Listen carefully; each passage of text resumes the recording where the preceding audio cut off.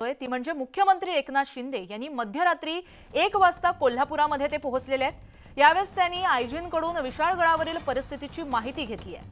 विशाळगडावर आवश्यक तो बंदोबस्त करण्यासह कायदा व सुव्यवस्थेबाबत चर्चा झाल्याची माहिती आता हाती येते।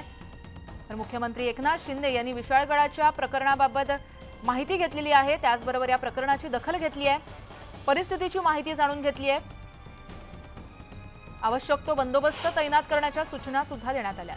तर याबाबत आपण अधिक माहिती जाणून घेतोय आमचे प्रतिनिधी ज्ञानेश्वर यांच्याकडून।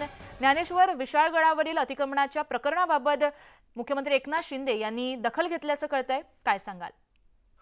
विशाळगडाच्या कालच्या शिवप्रेमीच्या आंदोलनाला हिंसक वळण लागलं होतं आणि त्यानंतर या ठिकाणी कायदा आणि सुव्यवस्थेची मोठ्या प्रमाणात स्थिती निर्माण झाली होती।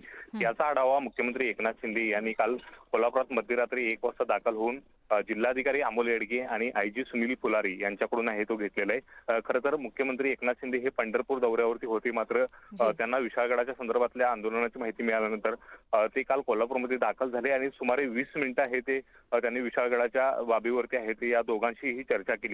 एकूणच हे सगळं प्रकरण न्यायप्रविष्ट आहे। न्यायालय या संदर्भातली नेमकी कुठची प्रकरणं आहेत आणि तात्काळ या संदर्भातली कोणती कारवाई करता येईल याबाबतची माहिती आहे ते मुख्यमंत्र्यांनी घेतलेली आहे। एकूणच या सगळ्या पार्श्वभूमीवरती तणावाची परिस्थिती असल्याने आवश्यक तो बंदोबस्त देण्यासोबत सरकार पूर्णपणे प्रशासनाच्या पाठीशी असल्याचा विश्वास सुद्धा आहे ते मुख्यमंत्री यांनी दिलेला आहे। एकूणच पाहायला गेलं तर आता मुख्यमंत्र्यांच्या या आश्वासनानंतर अतिक्रमण काढण्याच्या मोहिमेला प्रशासन सुरुवात करते का हे सुद्धा पाहणं महत्त्वाचं असणार आहे। मात्र मुख्यमंत्री एकनाथ शिंदे यांनी स्वतः कोल्हापुरात येऊन ही सगळी माहिती घेतल्यामुळे या अतिक्रमण कारवाईला वेग येईल अशा पद्धतीची अपेक्षा आता शिवप्रेमी व्यक्त करताना पाहायला मिळते।